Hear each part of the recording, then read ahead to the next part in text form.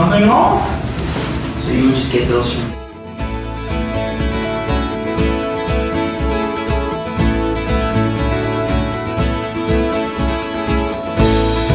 George Washington, the father of our country.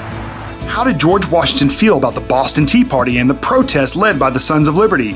Well, he absolutely hated it. Why? He thought that the destruction of government property was illegal and wrong, and he thought that the citizens of Boston who participated in these illegal acts should provide restitution. They should pay back the government and King George III for their acts of destruction.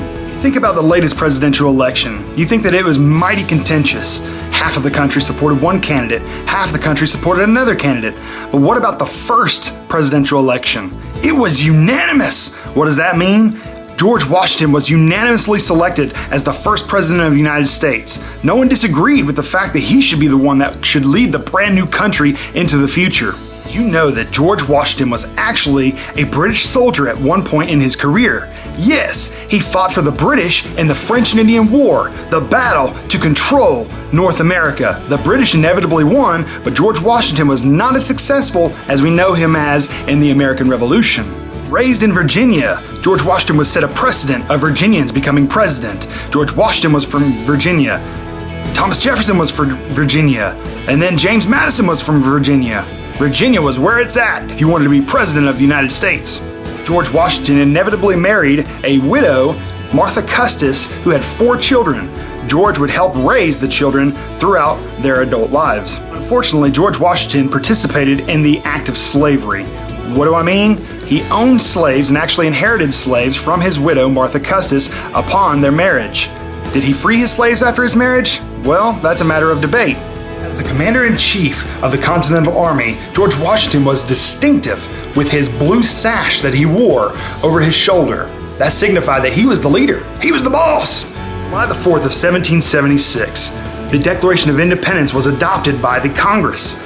So George Washington read it to his troops, and then that became a rallying cry for the final culmination of what would become the victory at Yorktown. Christmas night in 1776, George Washington led a sneak attack upon the Hessians. Hessians were hired soldiers that were of German descent. The British needed help in North America in controlling what they considered the rebels, so they hired Hessians to help fight in their place. On October 17, 1781, George Washington and his troops, by land, had blocked General Cornwallis of the British Army up against the French Navy that were in the Chesapeake Bay. So what happened as a result of that? Surrender, unconditional surrender. And what would happen? The Treaty of Paris signified the end of the American Revolution.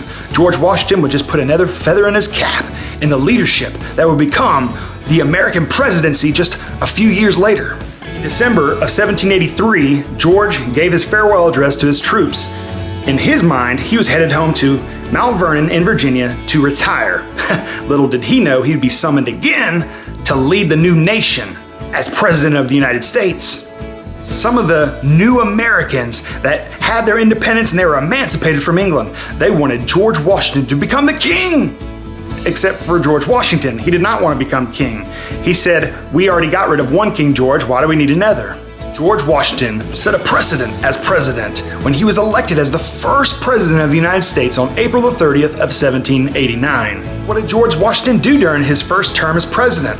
Well, the main thing, he focused on being consistent in accordance with the United States Constitution, and he tried not to deviate from the script that would write our story for the next 300 years. Precedent as president that George Washington set.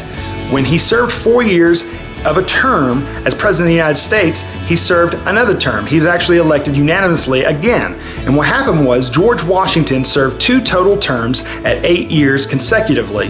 No one would break that precedent until Franklin D. Roosevelt did during the midst of World War II to maintain consistency for the United States. December 14, 1799, the father of our country, the United States of America, George Washington, died at his home in Mount Vernon, Virginia. George Washington personified wisdom and courage as he led the new nation into a new world where the United States had to fight for its way to be respected.